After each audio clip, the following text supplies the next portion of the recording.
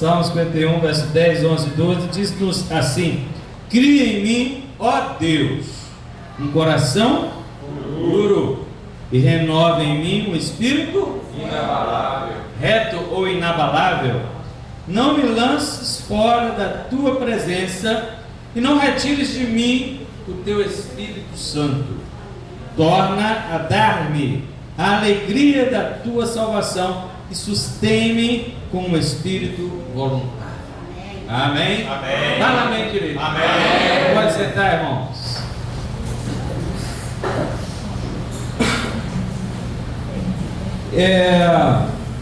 Eu quero aqui já colocar o título que foi dado para essa mensagem.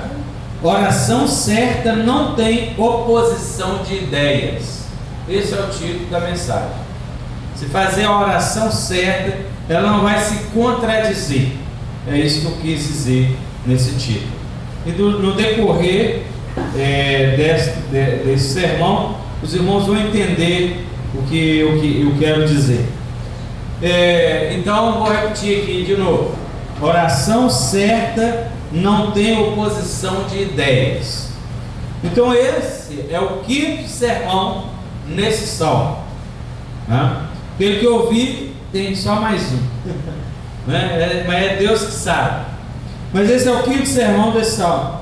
E eu quero nesse sermão, deixar claro como precisamos fazer orações completas e corretas. Irmãos, eu vou falar de mim. Sinceramente, eu não achava antes, que chegaríamos numa época de a igreja, de um modo geral, passar por uma turbulência de conceitos e ideias devido a más interpretações da doutrina da Bíblia. Eu nunca achava, quão ingênuo eu era, eu não achava que a gente ia chegar nesse ponto. O mundo não conhecer as coisas de Deus, tudo bem, eles não interessam pelas coisas de Deus, eles não querem saber de Bíblia. Os mais antigos têm Bíblia dentro de casa, mas não consultam, não leem, não procuram saber. Os mais novos não querem saber disso. Então eles não sabem de nada de Deus, da palavra de Deus. Mas a igreja deveria saber, porque ela é a guardiã nessa terra da palavra de Deus. Você sabia disso? Você que faz parte da igreja, você faz parte da igreja guardiã da palavra de Deus. Fala amém. Amém. Não perca a oportunidade de glorificar a Deus, porque esse é um privilégio que nenhuma outra instituição da terra tem. A igreja é a guardiã da palavra de Deus. Então eu fui ingênuo ao achar que a igreja não chegaria no ponto que chegou. A gente que está há um bom tempo na caminhada cristã, já vimos muita coisa acontecendo na igreja. Desde menino que eu sou de igreja, desde criancinha, antes dos 5 anos. Então já passei por várias fases da igreja, no Brasil, nunca saí fora do país. Mas a gente sabe, como que é a situação na igreja mundial. Hoje, com a internet, não há informação oculta. Então a gente sabe como que a igreja é, nos países asiáticos, como que é a igreja nos países africanos, como que é a igreja na Europa, nas Américas, na Oceania. Hoje a gente tem essas informações, mas a igreja passou e tem passado, e é claro que ela tem que passar mesmo por várias situações. Ela já sofreu muitas e variadas mudanças, mas eu não imaginava, o que eu quero dizer, diferenças de pensamento doutrinário, assim, absurdos. Sempre existiram diferenças doutrinárias, mas não eram diferenças nas coisas essenciais, eram em coisas secundárias. Quando é coisa secundária, deixa passar. Nas coisas essenciais nós temos que ser unidos mesmo. Nas coisas secundárias a gente tolera. Mas hoje não. Há distorções das doutrinas bíblicas fundamentais para tudo e quanto é lado que você vai. O que leva o fiel daquela igreja a aprender errado. E se ele aprende errado, ele pensa errado, ele age errado, na hora de orar ele ora errado. Entendeu? Está entendendo aí? Amém. E isso demonstra a instabilidade espiritual de uma geração, essa atual, que se gaba de ser uma geração moderna, pós-moderna, ultramoderna, né? Já se fala em ultramodernismo, mas é inconsistente e titubeia sobre a verdade. Não sabe se ater, se apegar, se firmar na verdade. Pergunta: isso é verdade? Ah, não sei. Para você pode ser, para mim pode não ser, ou para mim pode ser, para você não pode ser. Uma verdade é verdade. Amém. Verdade, você não tem que ficar em cima do muro, não. Ou você crê nela, ou você não crê nela. A partir que você entenda, né? Claro. Esse trecho escolhido para hoje é um claro exemplo de como isso acontece frequentemente no meio do Evangelho. Os irmãos vão entender. Esperamos ter condições de mostrar isso para que a igreja não se deixe levar pelas mudanças dos tempos e aceitar falsas convicções. A primeira coisa então que eu quero falar aqui, a súplica de um desesperado, que é o verso 10. Pedir que alguém lesse aí de novo, por favor. Aproveito aqui a oportunidade. Cria em mim, ó Deus, um coração puro, e renova dentro de mim um espírito inabalável. Cria em mim, ó Deus, um coração puro. Vamos repetir todo mundo isso? Cria em mim, ó Deus, um coração puro. Isso aí. Só é. Vamos lá, vamos continuar. E renova em mim o espírito inabalável. Pode ser da sua tradução. Uns tem inabalável, outros tem não tem problema não. O sentido é o mesmo. Aqui é uma súplica de uma pessoa desesperada.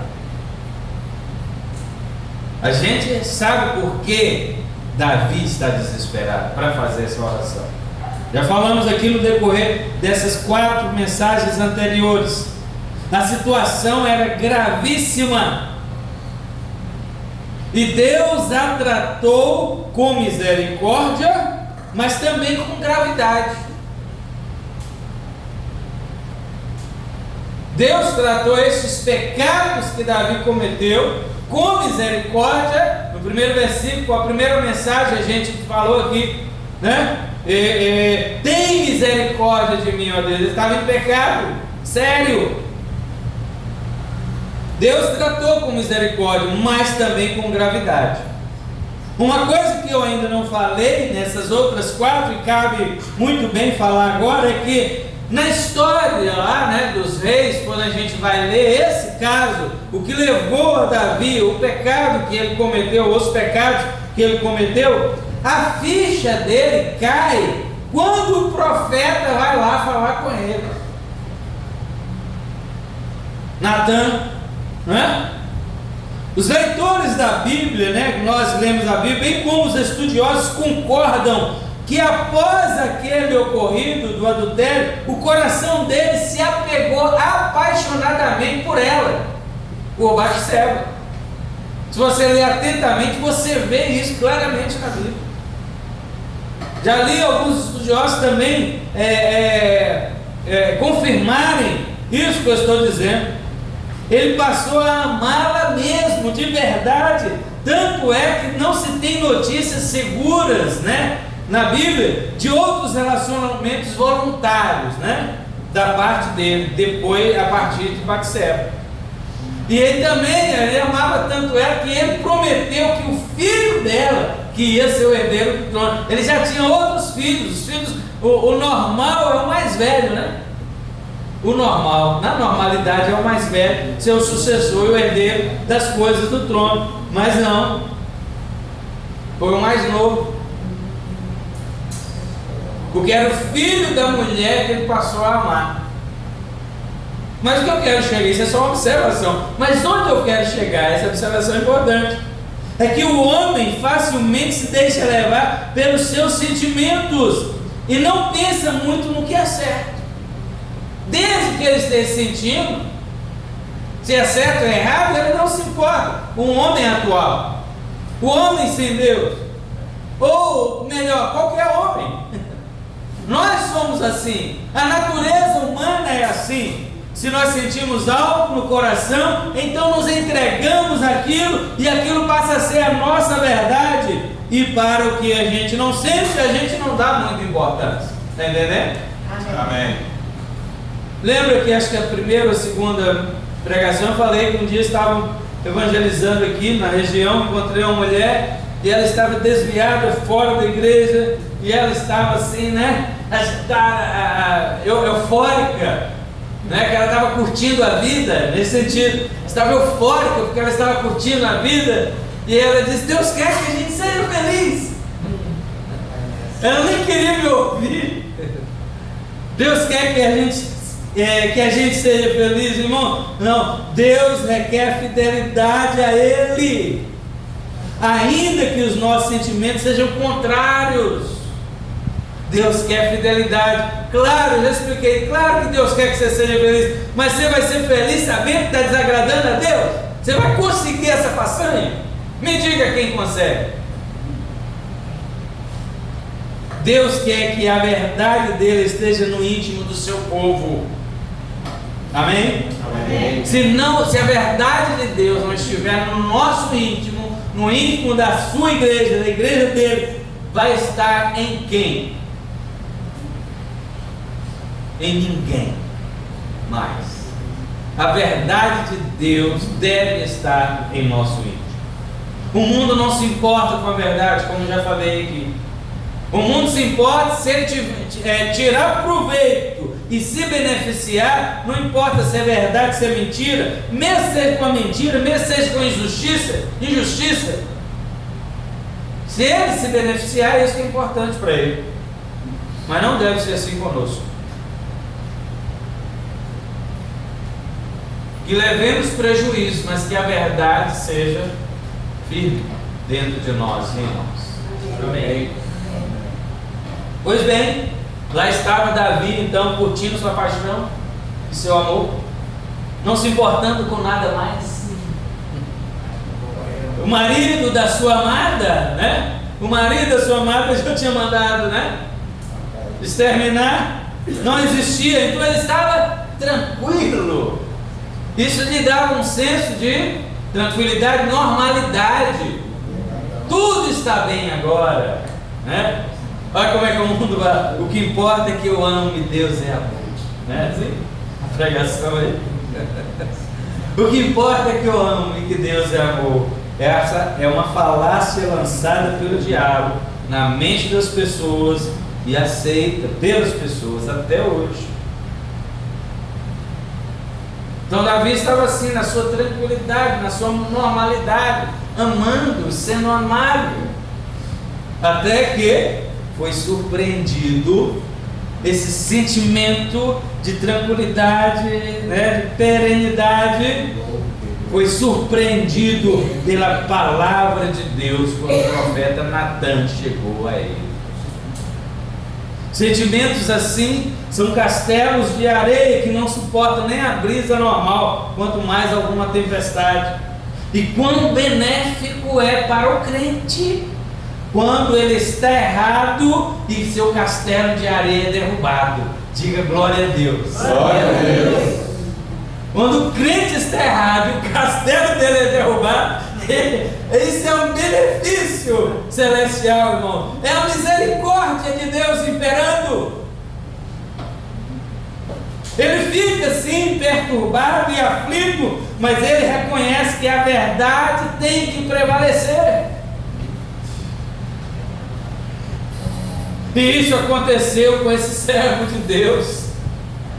Assim que ele recebe a palavra do Senhor, sua alegria foi transformada em tristeza. Na mesma hora, a ficha dele caiu, a cara dele caiu. Ele ficou transformado, ele ficou transtornado. Sua satisfação foi mudada para a aflição. Seu senso de normalidade se transformou em senso de agitação de espírito. Esse salmo aqui é uma prova disso. Seu espírito ficou agitado, tudo desmoronou e ele entrou em desespero.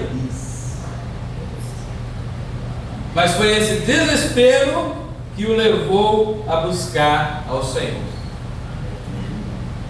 Sabendo quem Deus é, ele sabia quem Deus era. Deus é aquele que não admite o erro para sempre na sua presença. Não, Deus tolera, Deus suporta por um tempo. Mas o servo de Deus que anda errado o tempo inteiro, não, ele vai cair de cavalo. Ele vai cair de cavalo. Agora, se ele não for servo de Deus, como um condenado à morte eterna, Deus deixa. Às vezes Deus não deixa, mas às vezes Deus deixa. A gente falou sobre isso aqui também, mais ou menos recentemente, já explicamos isso. Mas ele sabe que Deus não admite o erro para sempre. E ele caiu em si buscando uma maneira de consertar. Glória a Deus, né? O erro já havia sido cometido, houve exposição, todos ficaram sabendo, não tinha mais como voltar atrás, nem apagar o passado. Então agora deveria, dali para frente, descobrir uma forma de resolver. Como resolver um negócio desse? Isso é um negócio grave, irmão. Tem umas coisas no ser que dá para você não está certo, mas dá para você dar uma floreada, dá para você chegar, irmão, tal. Mas tem uns que é difícil. Esse aqui é um desses. E o verso 10, esse que a gente repetiu agora, nos chama a atenção porque revela a impossibilidade de o próprio homem resolver a sua situação. Ele não consegue criar, o homem não consegue criar um coração puro para si. O homem não. Quem consegue fazer isso é só Deus. Esta obra de criar um coração puro é só uma obra exclusiva de Deus. É só de Deus. É exclusiva de Deus. Amém. Muitos tentam mudar a si mesmos. Você conhece gente que já tentou mudar? Acho que todo mundo conhece. Acho que a gente já tentou mudar alguma coisa na gente. A gente mesmo. Né? Muitos fazem promessas a si mesmos de que serão diferentes a partir de tal e qual época. Mas só o crente sabe que a oração certa é ele entregar-se a Deus para que Ele mude o meu coração. Cria em mim, Senhor. É como se você dissesse: eu não consigo criar, Senhor, um coração novo em mim.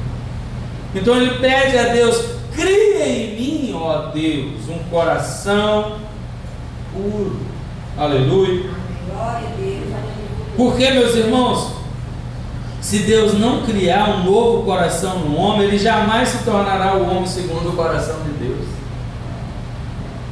Se o Espírito de Deus não trabalhar no homem natural, jamais ele poderá nascer de novo. E a gente já sabe o que acontece com quem não nasce de novo. Quem não nasce de novo não pode o quê? Ver o reino de Deus e entrar no reino de Deus. Jesus falou isso em João capítulo 3, verso 3. Então é necessário que nasçamos de novo. Nós já nascemos de novo, amém? Amém. Então há um coração puro aí, ou há um coração novo que precisa ser constantemente purificado. Vou reformular a frase. Há um coração novo, um espírito novo que precisa ser constantemente renovado. E caso haja alguém que não tem esse coração novo, cuidado. Porque se você não tiver um novo coração, não for uma nova criatura, não nascer de novo, você não vai entrar no reino de Deus. Vai para o reino das trevas e isso vai ser eterno. A obra de criação de alguém novo e renovação espiritual só podem ser proporcionadas por Deus. Amém. Davi, sabendo disso, ele ora: cria em mim, ó Deus. Lamentações 5:21, temos uma coisa assim também, uma oração de desespero, uma frase de desespero. Diz assim: converte-nos, Senhor, e nós seremos convertidos. Olha aí, irmão. Se Deus não converter o homem, jamais ele se converterá. É uma obra de Deus, né? É Jonas 2, verso 9, o último versículo, capítulo 2 de Jonas, a gente conhece a história de Jonas, lá no ventre do peixe ele diz: a salvação pertence ao Senhor. A salvação não é de ninguém. O homem não pode conseguir a salvação por si mesmo. Ela pertence ao Senhor. Amém. Aleluia. Aleluia. Glória a Deus. Para passar do pecado à graça, é preciso haver não uma transformação, ou nem uma melhora, nem mesmo uma melhora, mas uma nova criação, coisa que compete somente a Deus. O ser humano ele não tem que ser melhorado. Para ir para o céu ele tem que ser outro. Tem que nascer de novo. Ele pode ser melhorado aqui para as relações humanas. Seria bom se todo mundo fosse gente boa.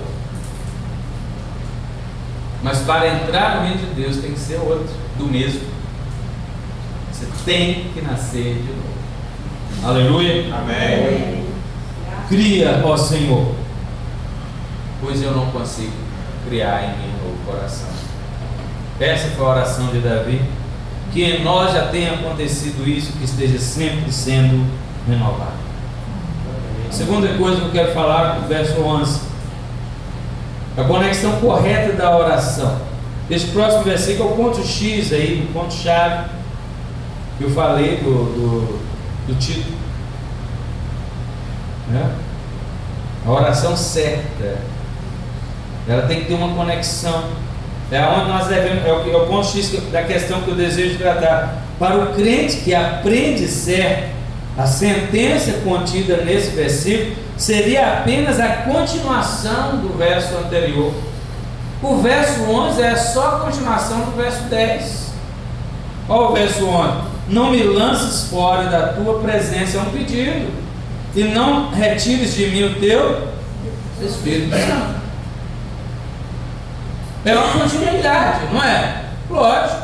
Cria em mim, ó Deus, o coração puro, renova em mim o espírito reto, não me lances fora da tua presença e não retires de mim o teu Espírito Santo. É uma frase só.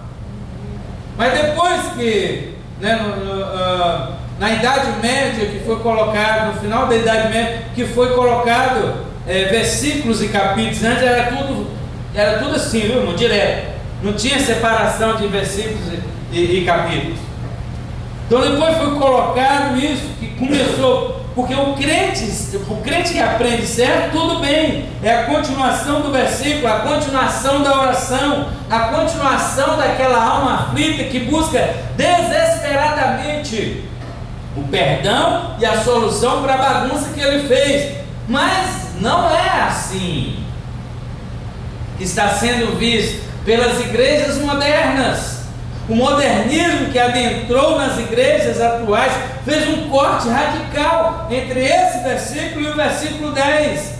Não no versículo de fato, mas na maneira de pensar, na maneira de orar. De fato, até os crentes dessas igrejas modernas oram esse versículo 11 também. A questão, irmãos, é que não afirmam a conexão que há no versículo anterior com esse versículo. Vive uma vida constante de pecados que não pretendem deixar, ao mesmo tempo em que acham que ainda estão na presença de Deus. Entendeu? Sim? Amém. Vivem se sentindo bem com seus pecados, ao ponto de achar que Deus não vai se importar com isso. Assim como Davi, antes do profeta ir lá, Davi estava de boa, né, como diz o ditado. Davi estava de boa, fechou, não é assim, pessoal? Fechou. Antes do profeta falar, está tudo bem com ele.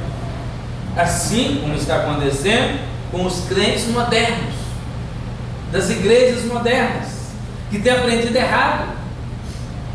Então é só pedir perdão, vai tudo ficar bem na mesma hora. Jamais Deus vai virar o rosto dos seus filhos. E eu digo, irmão, para os filhos Deus não vira o rosto mesmo não. Para os filhos. Porque os filhos não pensam assim. Os filhos pensam diferente. Os filhos não acham que é só pedir perdão e pronto. Eu pergunto, é só assim?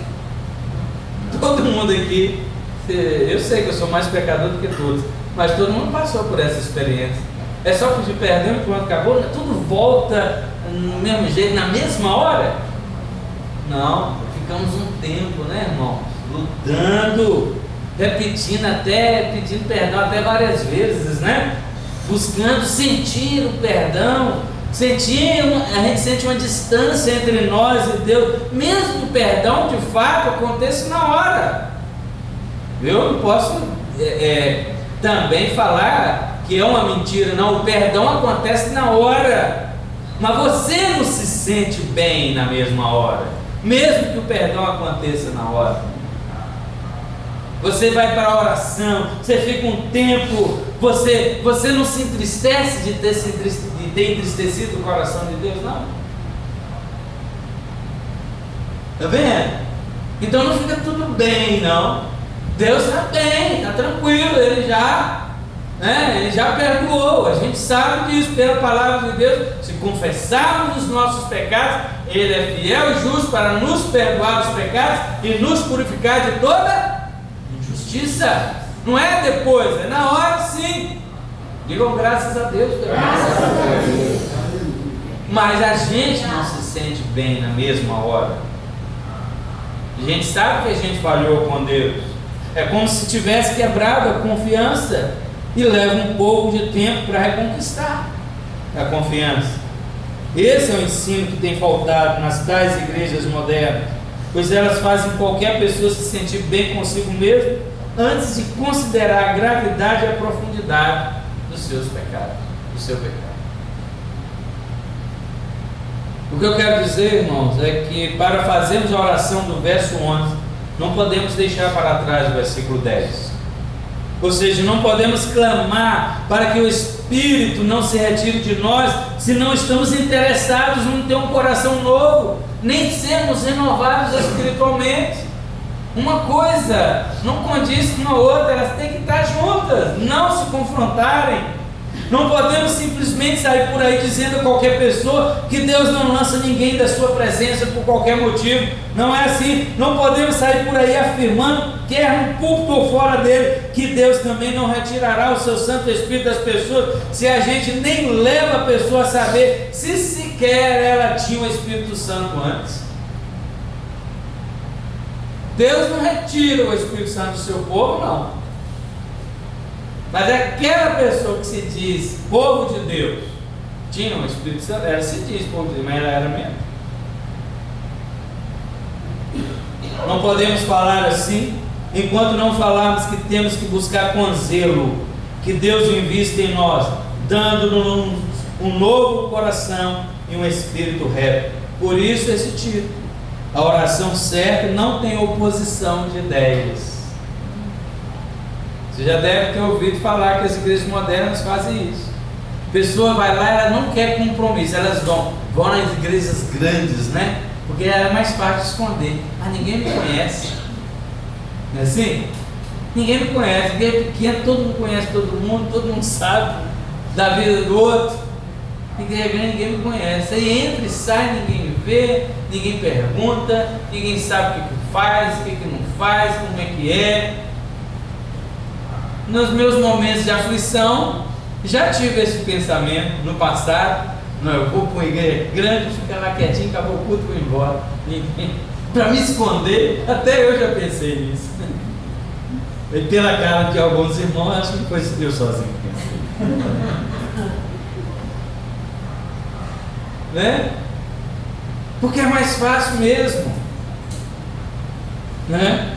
É mais fácil, não podemos falar assim enquanto não falarmos que temos que buscar com zelo que Deus invista em nós. A oração certa não tem oposição de ideias. Não podemos orar para não sermos lançados para longe da presença de Deus se não estamos querendo ter um coração novo e puro perante Ele. Ah, Senhor, não me lança da tua presença, mas você quer um coração puro? Não. Está vendo? Não combina, não tem conexão, é isso? E isso é o que devemos pensar para fazer a oração correta, completa e correta. Os irmãos entenderam agora? Amém. Tipo, Amém. a última coisa agora. Vou acabar aqui, pedir o pastor para na hora de ministrar a ceia, levar a gente a fazer uma confissão de pecados, né? Não para os outros, né? A não ser que vocês queiram, né? Mas ao Senhor, né? É a terceira coisa e última, confirmação de fundamento da doutrina. Aí é o verso 12 que a gente lê. O verso 12 diz: torna a dar-me a alegria da tua salvação e sustém-me com o espírito voluntário. Aproveita a cola aí, todo mundo. Sustém-me com o espírito voluntário. Essa última parte eu quero endossar o nosso raciocínio sobre o assunto, porque está muito claro nesse versículo 12 que o crente em Cristo, mesmo estando sujeito ao pecado, não fica com a sua salvação comprometida. Amém. Vocês entenderam isso? Graças a Deus. Então dê glória a Deus. Aleluia. O crente está sujeito ao pecado, mas ele não fica com a sua salvação comprometida. Mas não suponha que não comprometer a salvação não compromete outras coisas relacionadas à salvação. Algumas bênçãos da salvação não vêm. Viu? Algumas não vêm nunca mais, outras vêm depois. Tem oportunidades que é uma vez só, irmão. Tá? Tem coisas na vida que é uma oportunidade só. Se você perder ela, nunca mais você consegue. Talvez alguém que saiba do que eu esteja falando, de algum exemplo. Não vou citar nenhum exemplo. E por causa disso, outra coisa, a alegria da salvação. O pecado, ele tem o poder de tirar a alegria da salvação. A segurança da salvação. O crente que vive em pecado, ele fica assim, preocupado. A comunhão plena com alguns outros crentes também é perdida. O exercício da autoridade espiritual na vida dele também é comprometido. E é algumas coisas que eu estou citando. E como você fica bem se sabe que Deus não está bem contigo? Eu falei isso, estou falando, usando outras palavras. Como você fica alegre se você sabe que o Espírito de Deus está triste contigo? Efésios 4, e não entristeçais ao Espírito de Deus. Por que o apóstolo fala aos Efésios isso? E serve para nós? Porque isso é uma possibilidade. Tem como entristecer o Espírito Santo de Deus?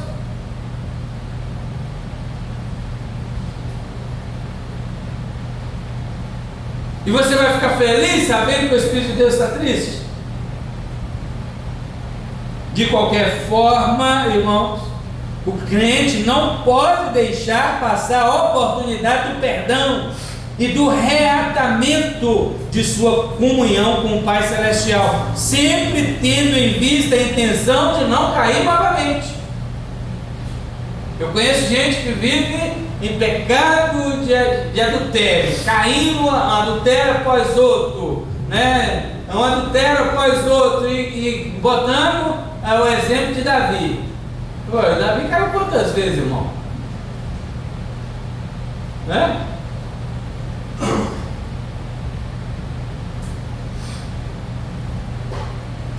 É assim que cabe bem a continuidade do versículo, no qual ele pede que seja sustentado com o espírito voluntário.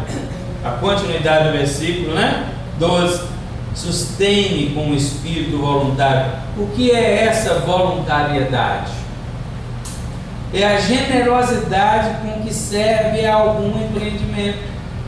Servimos num empreendimento, o empreendimento do reino. Nós somos servos desse empreendimento.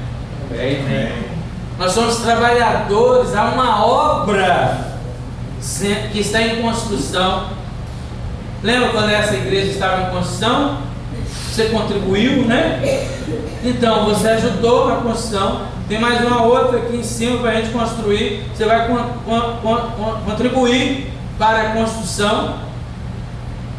Mas nessa física, eu estou dando um exemplo que é uma obra espiritual, divina, o reino de Deus que está em construção. E nesse tempo fomos chamados a trabalhar nessa obra, mas está em falta quem trabalha voluntariamente, espontaneamente, generosamente. É isso que essa palavra quer dizer.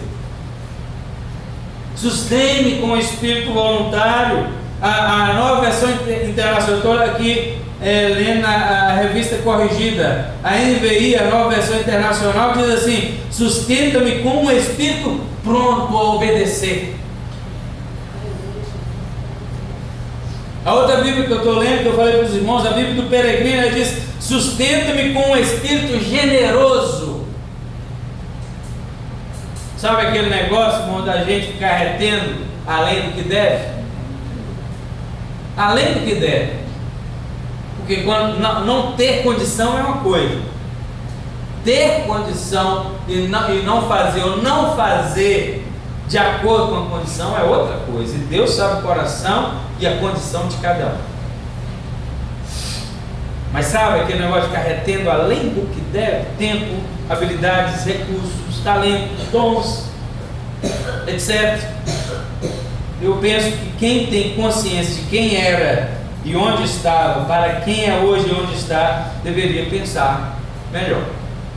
Deveria pensar. Amém? Amém. Mas para o contexto que Davi estava passando, a voluntariedade se daria também na disposição de obedecer a Deus. Sustente com o espírito voluntário, Senhor. Tipo assim, eu caí porque o coração pendeu e eu não quis dar ouvido. Naturalmente, todo crente verdadeiro, antes de pecar, eu acho que ele pensa duas vezes. Eu acho que ele pensa duas vezes, mas e eu não vou dizer que Davi não pensou duas vezes. Não posso dizer que ele não pensou, eu acho que ele pensou. Mas quando nos deixamos envolver pelo pecado, é difícil voltar. Você já foi envolvido, a cabeça tomou, você está ali, né? Você dá essa meia volta aqui, é um treco difícil. Não é fácil não.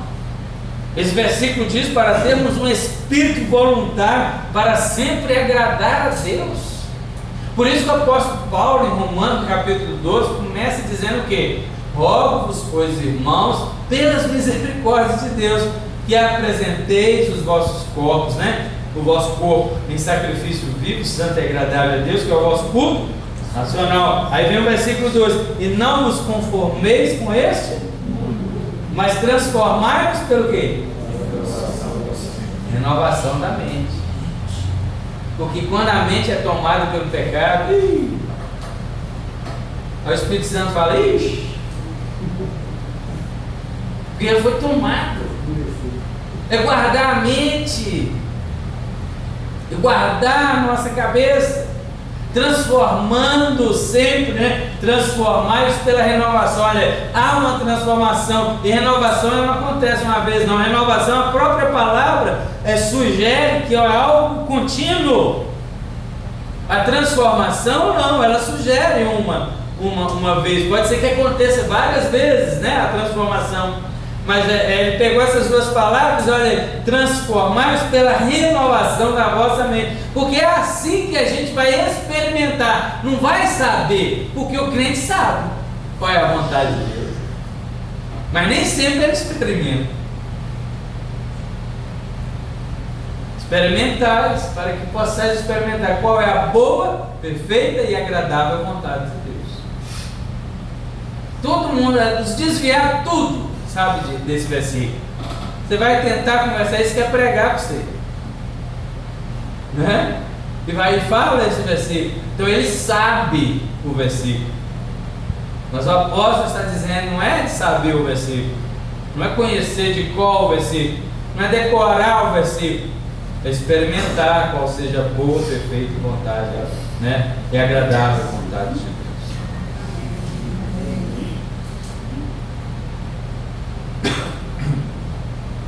Sustente com o Espírito. Sustente com o Espírito. É como se ele estivesse dizendo assim: olha, quando eu for surpreendido entre dois caminhos, eu sei qual é o caminho a seguir, mas eu não fico assim, né? Tem dois caminhos, e eu tomo logo a decisão do caminho certo, porque o caminho normalmente que não é certo, ele é mais atraente, né, irmão? E a atração, a atração sempre é apelona, né?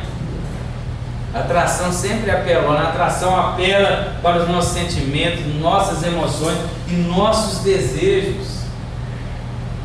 Nosso Deus, misericórdia, Senhor. A atração sempre apela para isso, sempre aquilo que está lá no coração.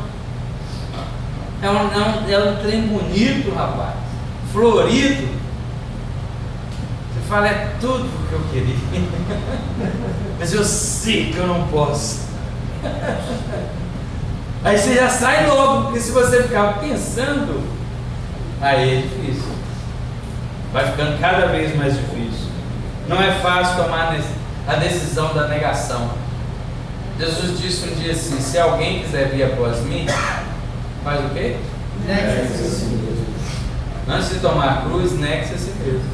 E uma vez que tomou a cruz, irmão, quem vai gostar de você andando com uma cruz nas costas?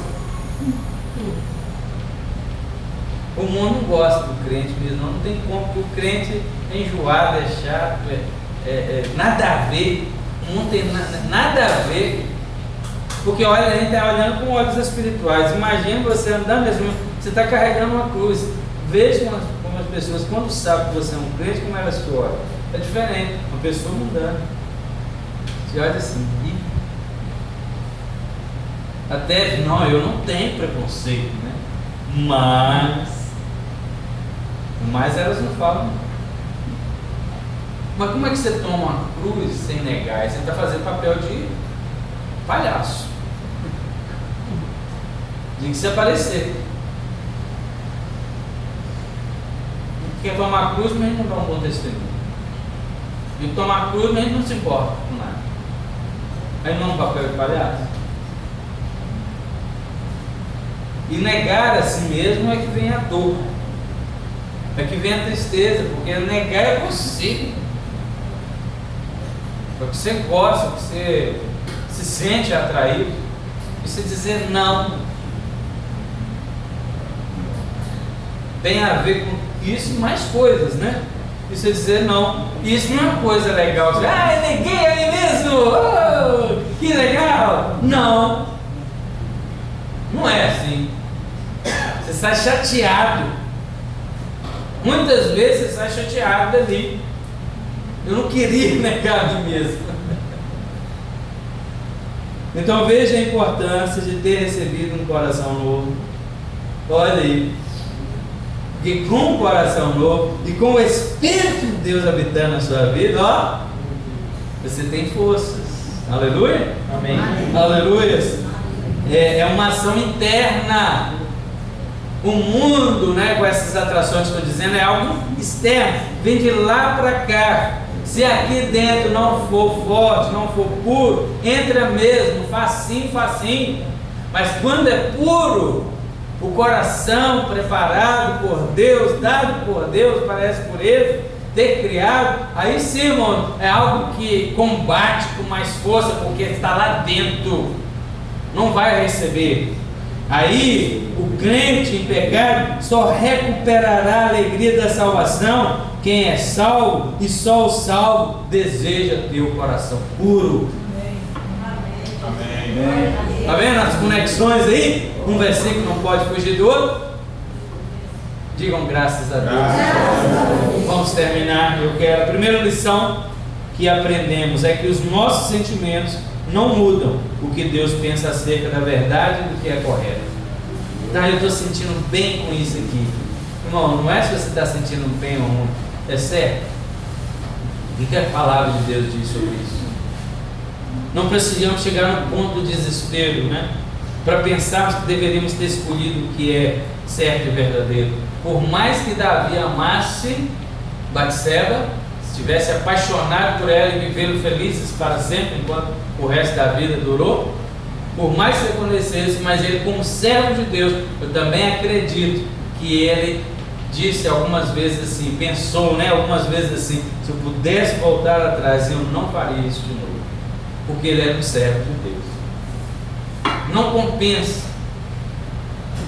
Por isso, o espírito reto deve estar sempre sendo renovado para estarmos dispostos e decidirmos em relação à verdade, não titubearmos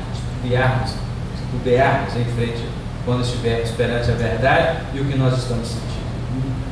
A segunda lição que aprendemos é que, pela graça divina, muitos são chamados ao despertamento de sua situação pecaminosa por alguma palavra profética, graças a Deus ainda por isso.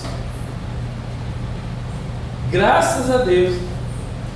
Mas e na hipótese desse homem não escutar, não se importar e não se interessar pela palavra que foi dirigida a ele? Imagina Davi, o profeta chegou para ele e falou, ele falou, vai lá.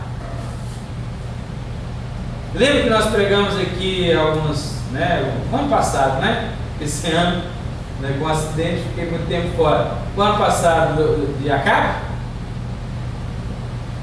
tinha lá um profeta, e o rei Josafá falou assim, não tem nenhum profeta do Senhor aqui não? Todo mundo falando que o rei queria ouvir. Josafá desconfiava, falou, tem algum profeta do Senhor? E ele veio de lá com ironia também. O profeta teve duas visões. Eu vi Israel espalhado como ovelha sem pastor, e a segunda visão, eu vi o Senhor lá em assembleia, com os anjos falando que eu estou precisando matar Acabe, gente, como é que eu faço? Em outras palavras, precisando matar Acabe, mas quem vai ser quem vai falar, ser um espírito de mentira na boca de todos os profetas? O profeta verdadeiro teve. E ele não escutou. O que aconteceu com ele? Aconteceu o que o Senhor havia falado. Ele morreu na batalha. Não voltou para casa vivo, voltou morto. Ele tinha que ser enterrado lá, sepultado. Então, uma coisa é ser homem de Deus, mulher de Deus, escutar quando o Senhor falar. Outra coisa, se você não quiser escutar. E uma terceira que eu coloquei aqui, aqueles que o Senhor não fala nada. Eu acho que é pior desses três, Se está errando, nem aí. Deus fala, eu não estou nem aí. Você. Está vendo? Por isso, meus irmãos, quando uma palavra de correção for dada a nós, Jó 5,17, você se considere bem-aventurado. Está escrito isso lá. Não desprezes a correção do Todo-Poderoso. Bem-aventurado é o homem que, quando corrigido pelo Senhor, ele escuta. Portanto, não despreze a correção do Todo-Poderoso. Amém? Amém. Bem-aventurado é aquele a quem o Senhor repreende. Davi é esse exemplo. Um bem-aventurado por ter sido chamado por Deus e ele ter dado ouvidos a Deus. E por último, orarmos por esse espírito voluntário que tem iniciativa e nobreza de ânimo. Peçamos isso, irmão. Eu estou dizendo que é fácil, eu estou pregando aqui, estou pregando para mim, viu? Pela terceira, quarta vez, é porque eu preparo a mensagem, vou lá, reviso a mensagem, tem algumas coisas que eu mudo depois, 1, 2, 3 vezes, e quarta vez na hora de pregar aqui. Nós precisamos fazer essa oração, fazer a oração certa, sem contradição. Nos dê um coração novo, um espírito novo, quebrantado, inabalado, contrito, cheio do Espírito Santo. Tem misericórdia de mim. Se o Senhor não estiver comigo, eu caio mesmo, Senhor. Eu me conheço, o Senhor conhece eu melhor do que eu mesmo. Tem misericórdia, irmão. Peçamos desesperadamente. Amém. Aleluia. Amém. Porque o Senhor sabe quem é o homem, o que é o homem, a natureza humana. O Senhor sabe, o Senhor já sabe. Não vamos preocupar, isso aqui eu fiz. É a tendência nossa de esconder quando a gente erra. Foi assim com Adão. Cadê você, meu filho? Adão não estava lá no lugar de sempre, porque o pecado faz isso, envergonha a gente quer esconder. Mas Deus já sabia de tudo, Deus conhece você, Deus sabe o que está dentro do seu coração. Então está fácil você chegar para ele e falar assim: ó, o Senhor me conhece, o Senhor sabe quem eu sou. Como aquele pecador, né, publicano lá, né, nem ousava, Lucas 18, nem ousava levantar a cabeça e fazer uma oração, ele só pedia misericórdia. Tudo que esse cara está falando aí de mim, isso é verdade, é verdade. Ele faz isso, eu não faço, ele faz aquilo, eu não faço. O que eu faço é só pecar, só peço misericórdia. Aí sim, coração contrito e quebrantado, o que é que Deus faz? Não despreza. Deus perdoa, recebe, aceita. Nós somos aceitos pelo Senhor.